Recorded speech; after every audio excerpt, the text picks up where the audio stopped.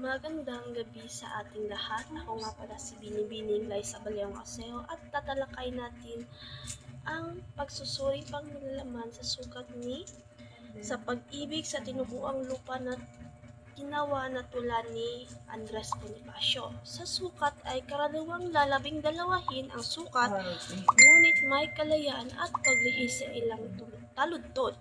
Hindi kasing strikto ng tradisyonal na sukat, may pagbabago dahil sa damdamin at mensahe.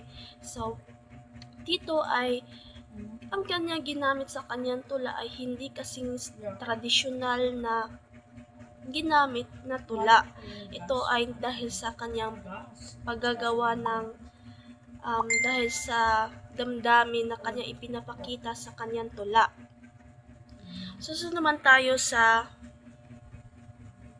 tugma. So dito ay gumagamit ito ng tugmang ganap o karaniwang pareho ang tunog sa hulihan ng salita.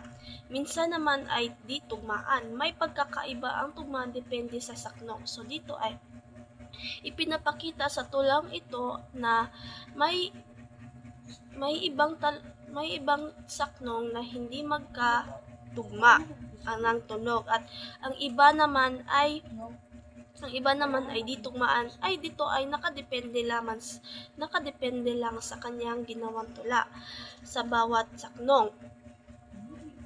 So susunod naman tayo sa saknong. So binubuo ng maraming saknong ang tig-apat na taludtod. Bawat saknong ay naglalaman ng isang kaisipan na may kaugnayan sa kabuuang mensahe. So ito ay nakikita sa bawat saknong ang mga mensaheng pagmamahal sa bayan. So dito ang makikita natin ang mga sakripisyo, damdamin at pagmamahal niya sa bayan.